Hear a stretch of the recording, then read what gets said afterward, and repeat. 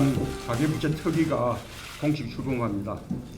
지난 3분기 말 현재 가계부채가 1,166조 원을 넘었습니다. 연말이면 1,200조 원을 가볍게 넘을 것으로 예상됩니다. 아마 지금 이 순간에 넘었을지도 모르겠습니다. 규모도 사상 최대일 뿐만 아니라 증가 속도가 너무나 빠릅니다.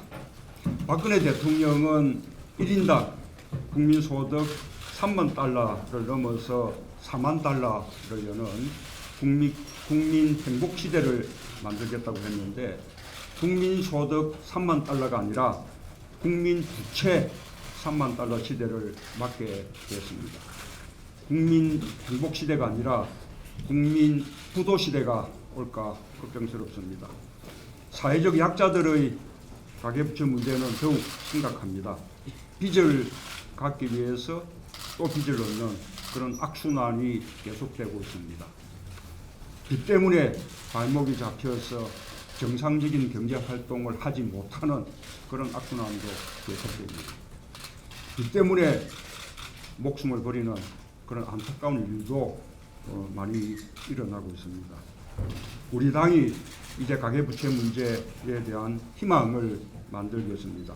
가계부채로 절망하는 국민들과 함께 고통을 나누겠습니다.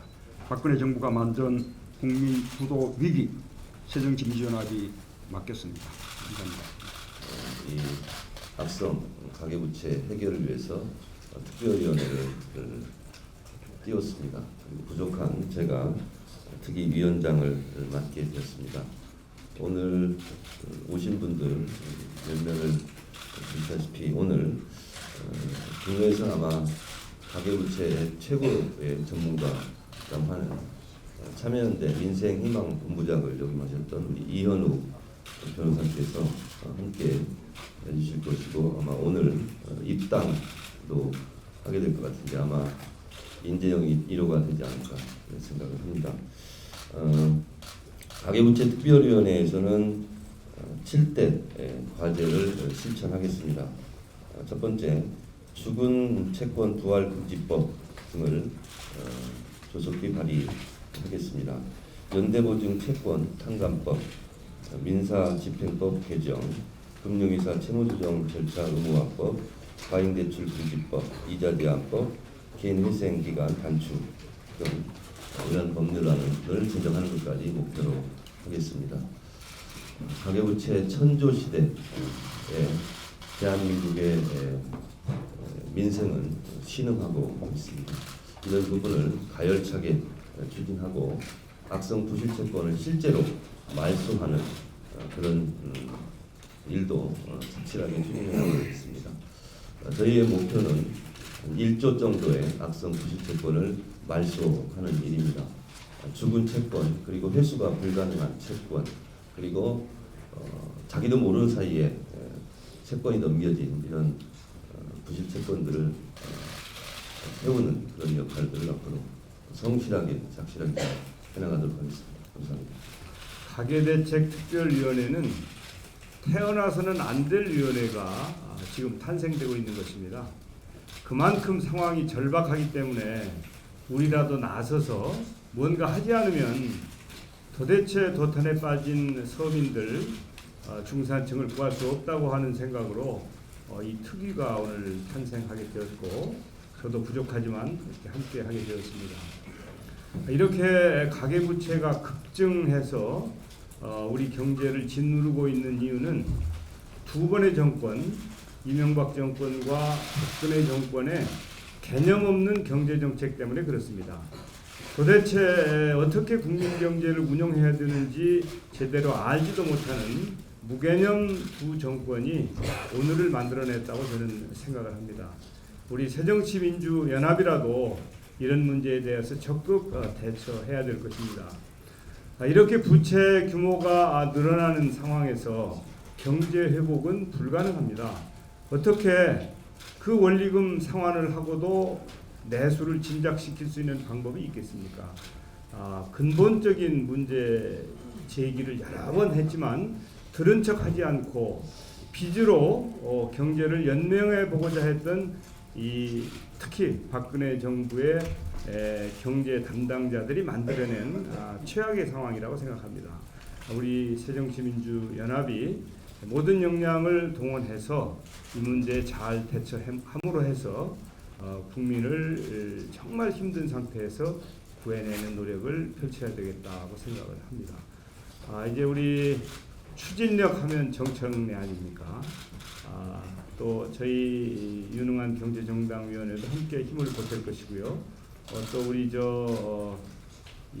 이 분야에 전문성이 있는 이현욱 변호사님입니까? 그리고 또 재윤경 상임이사님을 비롯한 여러분들이 함께 하기 때문에 뭔가 역할을 할 것으로 기대하면서 저도 작은 힘을 보태도록 하겠습니다. 감사합니다. 2년 넘어서서 1,100조를 넘어가는 아주 가계부채가 급신장하는 그런 그 2년 넘는 과정을 겪으면서 이제는 을지로위원회에서 이 문제를 안고 해서는 안 되겠다. 이건 당 전체 차원에서 이 문제를 감당해야 되는 시대가 됐다 이렇게 생각을 해서 가계부채 특별위원회 구성을 요청을 했습니다. 그동안 주빌리은행과 같은 그런 일들이 바깥에서 진행이 됐고 또 을지로위원회가 주관을 해서 채무 힐링 센터와 같은 이런 공약을 지난 지방선거 때 제기를 해서 서울시를 비롯해서 성남시 등에서 채무 힐링 센터가 만들어져서 채무 문제에 대해서 저희 지방자치단체장들이 많은 애를 썼습니다. 이런 것들을 다 모아서 이제는 당 차원의 가계부채 특별위원회가 정말 이 문제를 중점적으로 해결해 나가야 된다고 생각합니다. 특히 이 문제는 비정규직 그리고 쓰러져가는 자영업의 문제 그리고 중소기업 문제 그리고 그 주택 임대차 보호, 상가 임대차 보호 이런 문제를 모두 다 안고 있는 문제이기 때문에 사회 총체적인 문제라고 보여집니다. 그런 차원에서 가계부채 특별위원회와 저희 을지로위원회 이렇게 당에 있는 국민들의 삶의 문제를 담당하고 있는 위원회들의 힘을 모두 합쳐서 정청래 위원장을 중심으로 해서 이 문제를 해결해 나가는데 함께 협력해 나가겠다는 말씀드리면서 가계부채 특별위원회 선전을 부탁드립니다. 감사합니다. 실제로 자산 가치가 거의 없는 그래서 채권자에게는 죽어버린 채권이지만 채무자에게는 펄펄 살아있는 그야말로 좀비 채권이라고 불리는 장기 연체 채권, 아주 저가에 거래되는 채권들이 있습니다. 이 채권들을 우리 서민들에게 너무나 크게 고통을 주기 때문에 우리 주빌리 은행에서 민간 모금을 통해서 마련한 기금으로 집단 매입해서 소각하는 없애는 그런 사업을 하고 있습니다.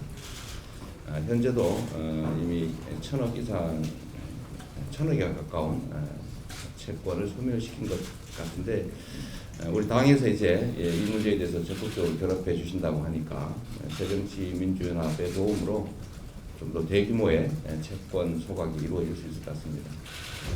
부당한 채권 거래라든지 죽은 채권 되살리기 같은 이런 잔인한 채무자 죽이는 그런 정책들이 불가능하도록 당에서 입법해 주신다는 게 너무 감사하게 생각합니다. 거기에 더 붙여서 좀 부탁을 드린다면 민간 모금으로 장기 연체 채권을 소각하는 게 한계가 있기 때문에 당에서 적극적으로 노력해가지고 정부 예산을 투입해서 장기 연체 채권들을 좀 매입 소각할 수 있도록 도와주셨으면 좋겠다는 말씀을 드립니다. 저희도 열심히 하겠습니다. 감사합니다. 지금 그야말로 빚의 노예의 시대에 살고 있다. 서민과 병상팀 할 것 없이 자치구 구청장으로서 일을 하다 보면 지역에서 극단적인 선택을 하는 그런 시민들을 볼 수 있는데 대부분이 빚으로부터 해방되지 못하고 공황 상태에 빠져서 자살을 하는 경우도 많이 있습니다. 일선의 자치구들, 지자체들이 금융복지상담센터를 설치를 해서 주빌리은행, 은행과 함께 그 금융 취약계층에 대한 상담을 적극적으로 하고 또 부실채권을 소각하고 또 여기에서 더 나아가서 우리의 금융시장이 그야말로 금융을 위한 금융이 아니라 국민을 위한 그런 금융시장으로 거듭날 수 있도록 당 차원에서 또 내년 총선을 겨냥하여 적극적으로 정책을 제시하고 국가적 과제로 만들 필요가 있다. 그렇게 생각합니다. 감사합니다. 말씀하신 대로 얼마 전에 은평구에서 이제 46억을 소각을 했고요. 누적 소가액이 1,000억 원이 넘습니다. 네, 원금과 이자를 합해서 1,000억 원 이상을 소각하는 데 들어갔던 돈은 시민분들이 모금해 주신 돈 1억 원이 채 되지 않습니다. 정말 작은 돈으로 굉장히 많은 분들에게 큰 멍해가 되고 사회생활 전체를 포기하게 될 수도 있었던 그런 빚으로부터의 공포를 벗어나게 도와줄 수 있었다는 점.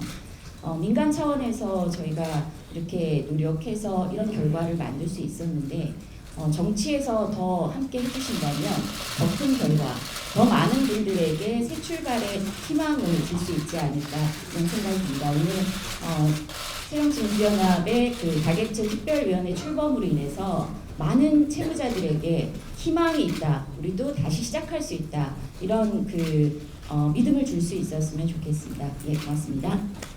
오랫동안 시민운동 영역에서 민생을 위해서, 우리 민생을 살리기 위해서 열심히 노력해왔습니다. 이제 저는 국민의 삶을 바꾸는 것은 바로 정치다. 정치를 통해서 민생을 살리기 위해서, 민생정치의 한 길로 전진하기 위해서 새정치민주연합에 입당합니다. 입당한 첫 자리에서 가계부채 문제 해결을 위한 자문위원장을 맡게 되었습니다. 가계부채 문제는 우리 민생의 모든 문제, 주택 문제, 교육비 문제, 그리고 일자리 문제, 이런 문제들이 모두 집약된 우리 사회 모순의 총체적 첨화 같은 그런 문제입니다. 반드시 이 가계부채 문제를 해결하고 국민들이 더 이상 빚지지 않고 살 수 있는, 저축하면서 살 수 있는 그런 사회를 만들겠습니다. 감사합니다.